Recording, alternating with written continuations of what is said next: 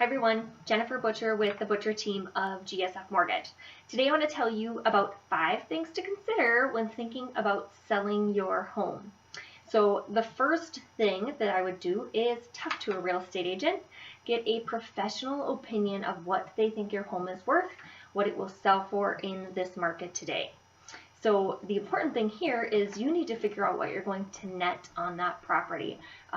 So you need to think about the liens against the home. So you may have a first mortgage, you may have a second mortgage. Did you possibly take out a grant when you purchased the home that you haven't been making payments on, so they're easy to forget about? We've had deals go bad because the seller owed more than what they originally thought. So be sure that you take a look at that, what's completely owed at the house. You can look at what you're going to sell it for, subtract out any liens, then talk to the real estate agent about total real estate commissions that are going to be involved, so you can subtract that out, and then get an estimate of closing costs with the title company, so you can subtract those out as well. So you kind of have a really good solid net number that you're going to get from the sale of that property.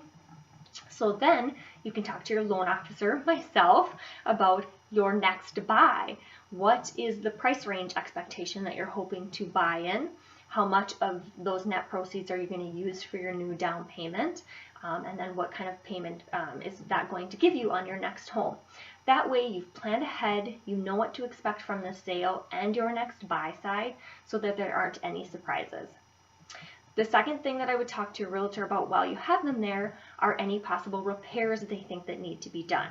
So if you want that home to be open to the pool of all buyers with any type of financing, then buyers coming in with like FHA financing, for example, or VA financing, those appraisals are a little bit more strict, and they're just going to call any safety issues that they see. So if there's maybe a stairwell without a railing, or there's holes on the wall, or a livable area of the home that's not necessarily completed, those types of things could get called. So talk to your realtor about that ahead of time, so that that expectation is there to get those repairs done. Or you're just going to have it open to maybe buyers with cash or conventional financing. Or maybe your house is in great condition and you don't have to worry about it at all. But those are definitely the questions that I would talk to your real estate agent about.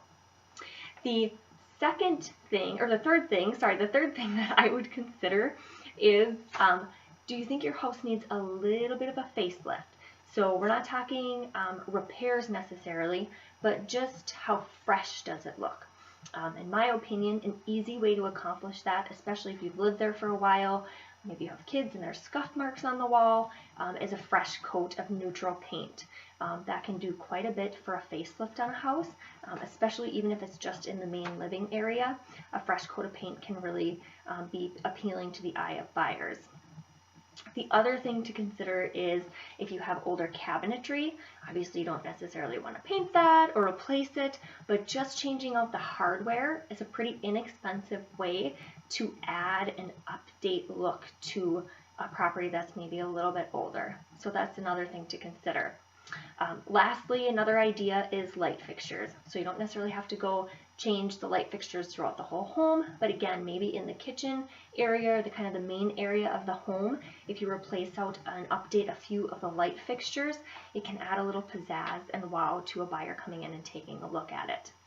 Now, the fourth thing that you can do to get ready to sell your house is really make it inviting. First impressions are everything, right? So when someone comes in the door, is your home decluttered? Is it cleaned? Is it picked up? Does it smell good? All of those first impressions really make a difference when a buyer walks in, so that they can truly imagine themselves living in that space. So it's an easy way to bring a lot of appeal to the home. It's just, you're going to move anyways, right? So go ahead and start to declutter things.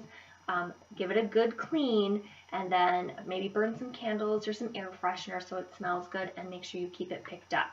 Because you're about to have a lot of people through there, which is my fifth thing and final thing to consider, is to be prepared.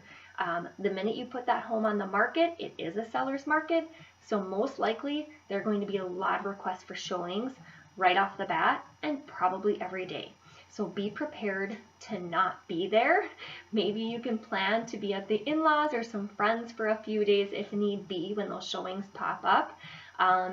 And then be prepared to sell. So some buyer coming in and you're ready to look at all of these offers and accept an offer, they probably want to close within 30 to 45 days. So are you really ready to move? Think about the timing of that when you get ready to put your home on the market.